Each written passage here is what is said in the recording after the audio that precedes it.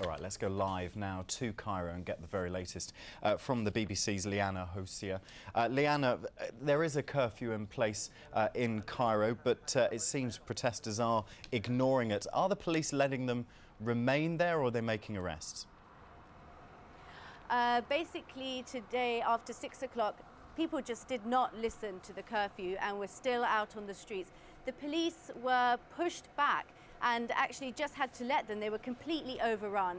Then the army came onto the streets in armoured personnel carriers to try and keep some form of peace.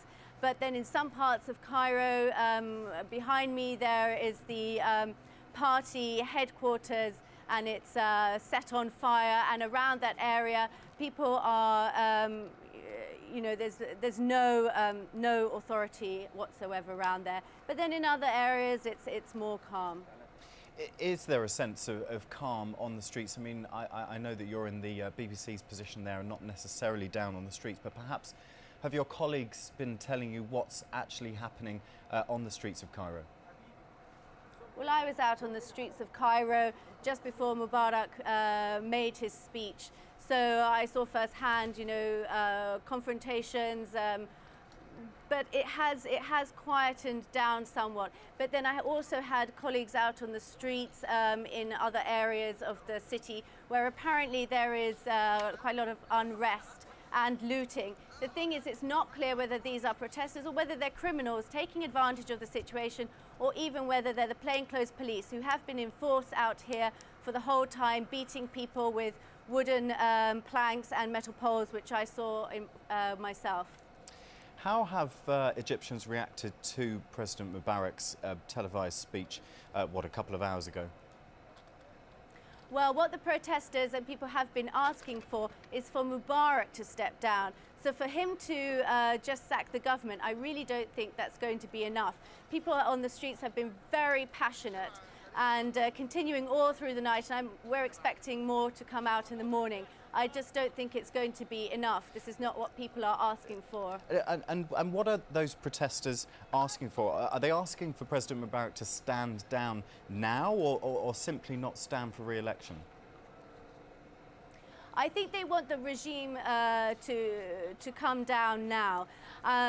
What they want is they want freedom, they want more democracy, they want better living standards. A large percentage of the population, at least over 40% of the population, live below the poverty line.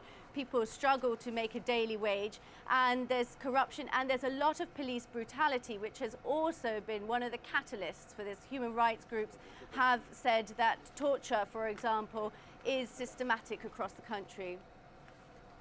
Of course, it's, 3:30 in the morning there, the middle of the night. What are you expecting, or what are we expecting to happen at daybreak? I think there will be, I don't know whether it will be at daybreak or later in the day. I expect there to be more protests and bigger protests. There are still, some people out on the streets now, but it is very late. So I think a lot of people have gone home to rest. The army are now more in force. As soon as Mubarak's speech was done, I could see more armoured personnel carriers out on the streets.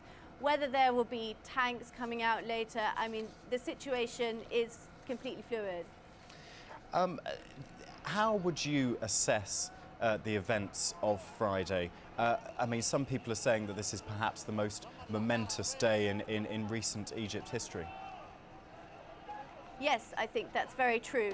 That it's completely unprecedented. This has not been led by any sort of party. This has been a real kind of popular uprising of young people, old people, all across the board. And the regional impact of what's happening here as well, especially if the protesters make more grounds on what they're demanding, it will be huge reverberations across the region, and possibly even wider than that. As we were hearing earlier, they're a key ally of the United States because of the peace deal with Israel. So this is very important. This is very important what's happening. Okay, Leana Hosea, monitoring events there for us live in Cairo for now. Thank you very much indeed.